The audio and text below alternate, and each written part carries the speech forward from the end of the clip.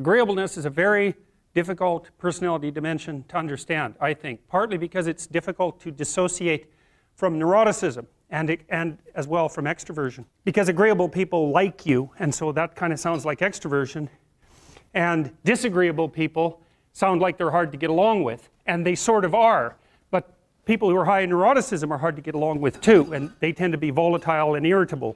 And so most of the time, if you're engaged in a contentious issue with someone and emotions flare, it usually has more to do with trait neuroticism than with disagreeableness per se.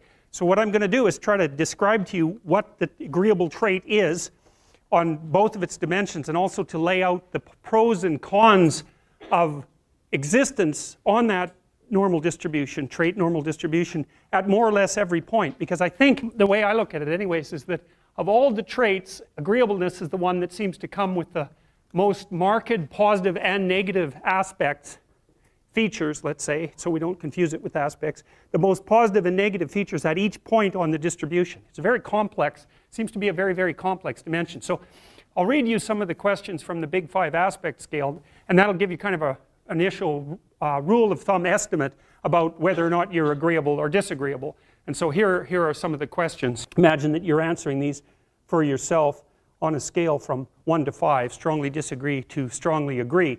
So the first question is, am not interested in other people's problems.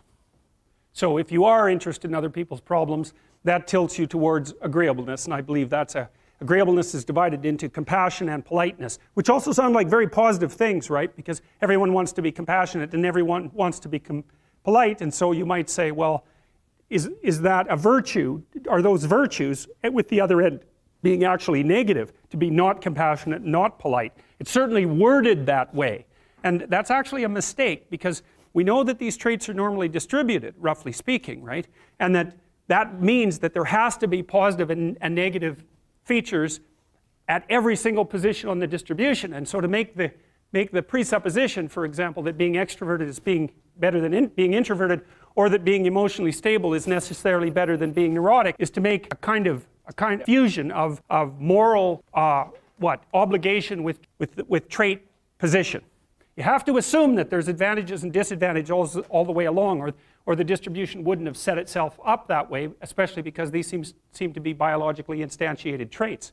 So anyways, if you're interested in other people's problems, they like to unburden themselves to you, you care about it. That's a mark of compassion. If you're more or less indifferent to other people's stupid problems and you wish they just get on with it, then you're less compassionate. Respect authority.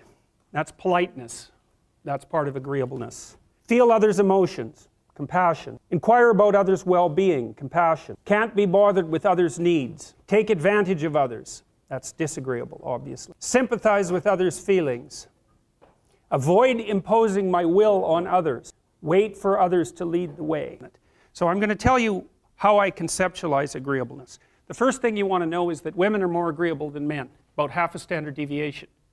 And that's approximately enough so that if you took a random male and a random female out of the population and you tried to guess who was more agreeable and you guessed the female, you'd be right about 60% of the time. So, but what's interesting about that, and this is something also to keep in mind, is about normal distributions, you know. So imagine you have a normal distribution so that most people are in the middle, and then you have another normal distribution, male and female, and mostly they overlap. But you see out here and out here, they don't overlap at all.